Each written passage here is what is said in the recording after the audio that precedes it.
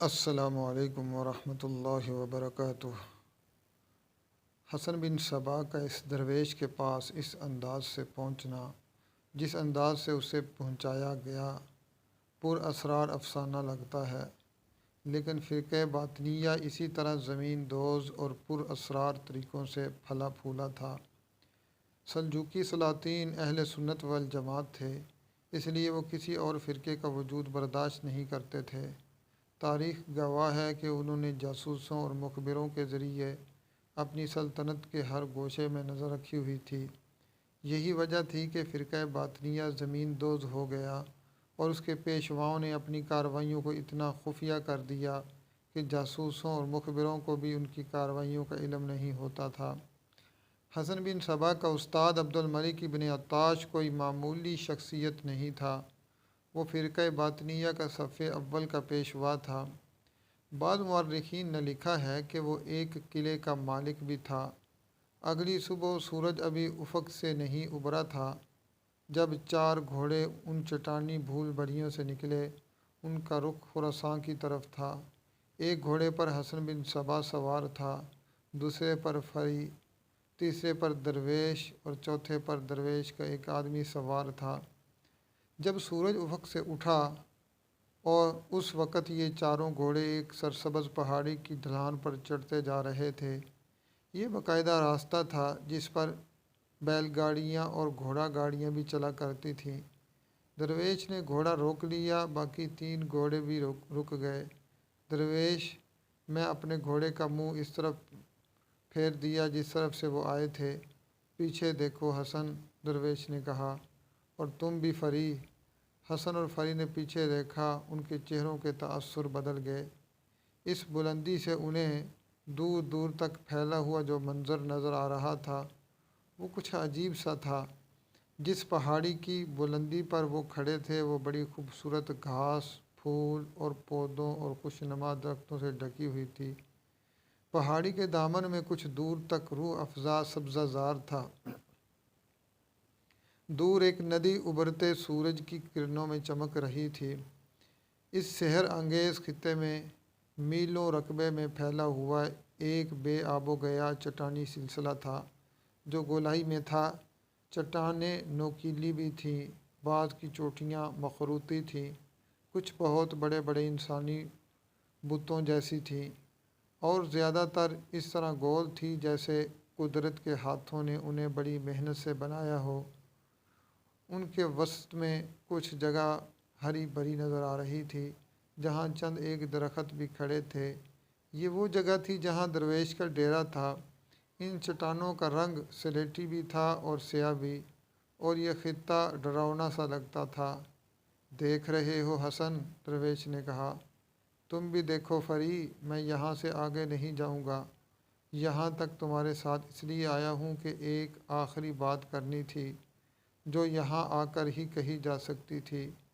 ज़िंदगी हरी भरी घास और फूलों की सेज ही नहीं, इसमें ऐसी ऐसी दुश्वारियाँ भी हैं कि इंसान हिम्मत हारने के मकाम पर पहुँच जाता है। कामयाब वही होते हैं जो इन दुश्वारियों में से गुज़र जाते हैं।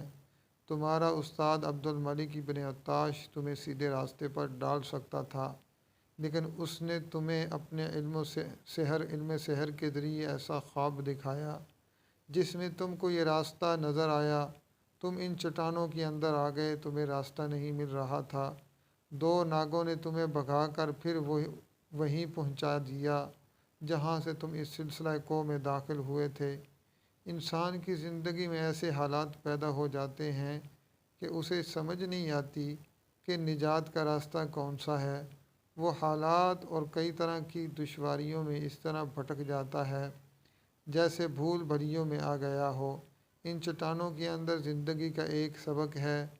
देखो कुदरत ने कैसी खौफनाक जगह के अंदर कितना शफ़ाफ़ चश्मा बना रखा है और उसके साथ ही कितनी अच्छी पनाहगाह है।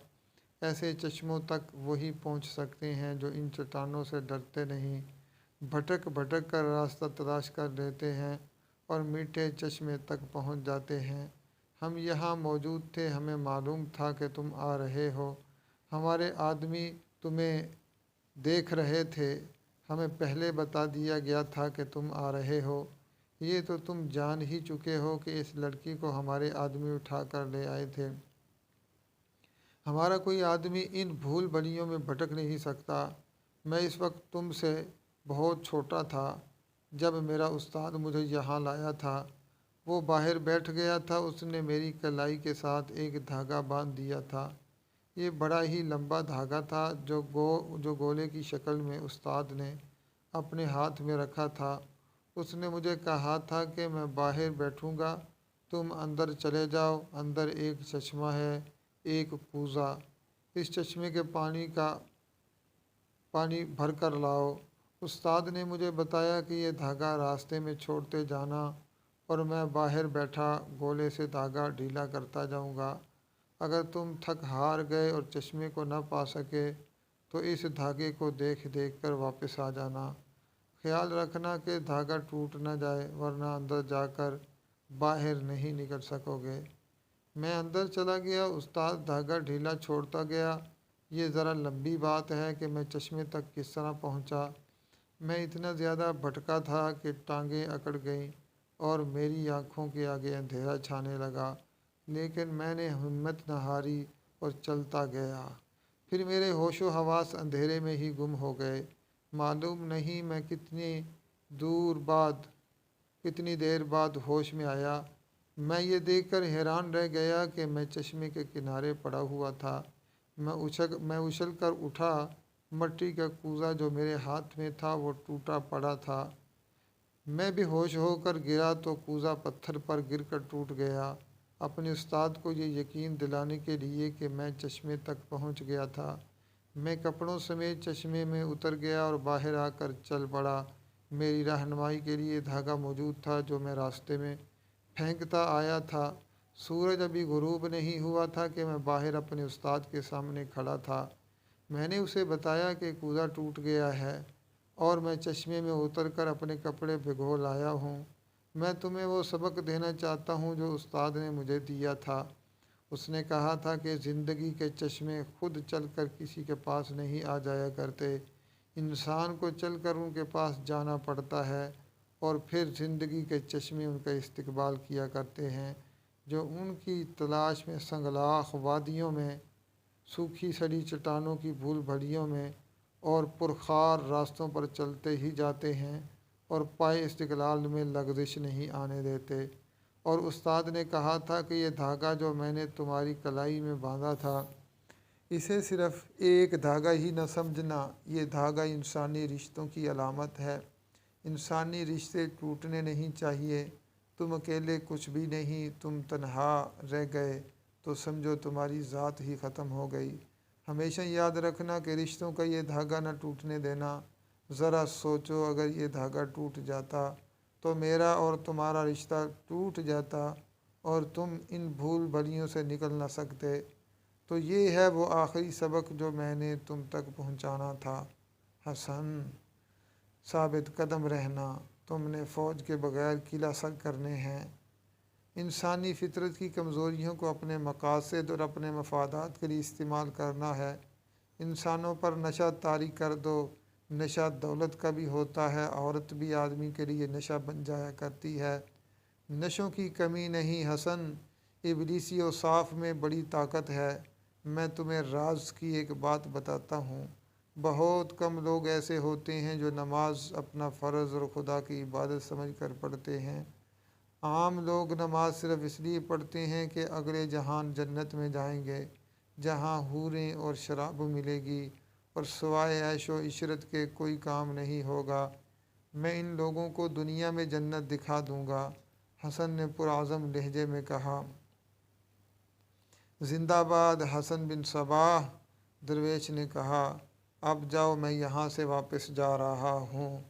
अलविदा अलविदा। 2 दिनों की मुसाफत के बाद हसन बिन सबाह फरी और अपने रहबर के साथ ईरान के जिस किले में दाखिल हुआ वो किला अस्फ़हान था। आमतौर पर इसे किला शाह दर कहा जाता था।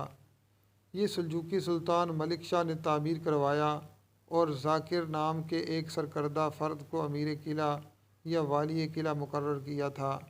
जाकिर सुलजूकियों की तरह पक्का मुसलमान और इस्लाम का शिदाई था। ये कोई बड़ा किला नहीं था कि इसके अंदर शहर आबाद होता। अंदर आबादी तो थी, लेकिन चंद एक मुअज़्ज़िज़ और अच्छी हैसियत और सरकारी रुतबे और ओहदों वाले लोग इंतज़ामिया के और लोगों के ज़ाती मुलाजिम रहते थे।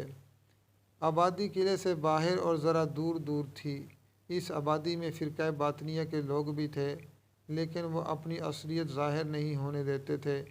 जाकिर की उम्र कमोबेश 50 साल थी और इसकी 2 बीवियाँ थीं। दोनों की उम्रें 40 साल से ऊपर हो गई थी। जाकिर कोई अय्याश आदमी तो न था, पाबंद सौम व सलात था, लेकिन इंसानी फितरत की कमज़ोरियाँ तो हर इंसान में मौजूद होती हैं। एक रोज़ वो हरन के शिकार को गया। वो हरा भरा सरसब्ज़ इलाका था। पेड़ पौधों ने जन्नत का मंजर बना रखा था। शफाफ पानी की 2 नदियों ने कुछ और ही बहार बना रखी थी। जाकिर घोड़े पर सवार एक नदी के किनारे किनारे जा रहा था। उसके साथ 4 मुहाफिज और 2 मुसाहिब थे। जाकिर उनके आगे आगे जा रहा था। नदी का मोड़ था, दरख्त तो बहुत थे, लेकिन 2 दरख्त उसके करीब थे। एक खुदरो बेल दोनों के तनों से इस तरह लिपटी और फैली हुई थी कि छत सी बन गई थी, और इसकी शक्ल मट्टी के टीले में गुफ जैसी बनी हुई थी। नीचे खुशनुमा घास थी। जाकिर ने वहाँ जाकर घोड़ा रोक लिया। पहले तो उसके चेहरे पर हैरत का तासुर आया, फिर होंठों पर तबस्सुम आया। फूलदार बेल की छत के नीचे एक लड़की बैठी हुई थी, जिसकी उम्र 17 साल से ज़रा कम या ज़रा ही ज़्यादा थी। इसकी गोद में हरन का बच्चा था। लड़की की आंखें हरन के बच्चे जैसी नशीली, स्याह और मोहनी थीं, और उसका हसीन चेहरा बेल के फूलों की तरह खिला हुआ था। उसके रेशमी बालों में से 2-4 बाल उसके सुर्खी माय सफ़ेद चेहरे पर आए हुए थे। ये बच्चा कहाँ से लाई हो लड़की? जाकिर ने पूछा। जंगल में अकेला भटकता फिर रहा था, लड़की ने जवाब दिया। बहुत दिन हो गए हैं, माँ को ढूंढता फिर रहा था। खड़ी होकर बात कर लड़की, एक मुहाफिज ने लड़की को डांट कर कहा। अमीर किला के एहतराम में खड़ी हो जा। जाकिर ने उस मुहाफिज को खुशमगी निगाहों से देखा। तुम सब आगे चलो, जाकिर ने मुहाफिजों और मुसाहिबों को हुक्म दिया। पुल पर मेरा इंतज़ार करो। लड़की के चेहरे पर खौफ का तासुर आ गया और वो आहिस्ता आहिस्ता उठने लगी। जाकिर घोड़े से उतर आया और लड़की के करीब जाकर हरन के बच्चे की तरफ हाथ बढ़ाए। लड़की ने हरन का बच्चा पीछे कर लिया। उसके होंठों पर जो लतीफ़ सा तबस्सुम था वो गायब हो गया, और खौफ की झलक उसकी गजाली आंखों में भी ज़ाहिर होने लगी। जाकिर ने अपने हाथ पीछे कर लिए। डर क्यों गई लड़की? जाकिर ने लड़की के सर पर हाथ रख कर कहा। इस बदबख्त ने तुम्हें डरा दिया है। मेरे दिल को तुम और हरन का ये बच्चा ऐसा अच्छा लगा कि मैं रुक गया।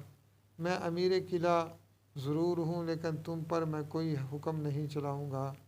मैं हरन का बच्चा नहीं दूँगी। मैं तुम में से ये बच्चा लूँगा भी नहीं, जाकिर ने कहा, और उससे उसका नाम पूछा। ज़री, लड़की ने जवाब दिया।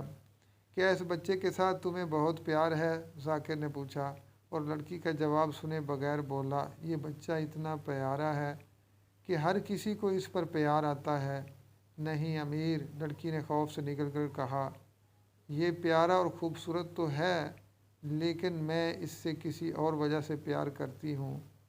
मैंने अपने आप को बताया है कि ये माँ के बगैर जंगल में भटकता फिर रहा था। उसे देखकर मुझे अपना बचपन याद आ गया, जब मैं भी भटक गई थी और मैं अपनी माँ को ढूंढती फिरती थी।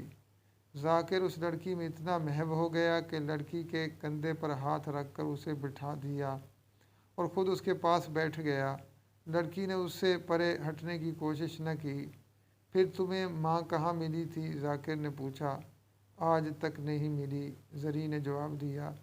इस वक्त मेरी उम्र 3-4 साल थी। छोटा सा एक काफ़िला था जिसके साथ हम जा रहे थे। मेरे माँ बाप गरीब लोग थे। उनकी उम्र खाना बदोशी में गुज़र रही थी। मैंने होश संभाला तो अपने आप को उनके साथ जंगलों, पहाड़ों और बेयाबानों में चलते फिरते और नकल मकानी करते पाया।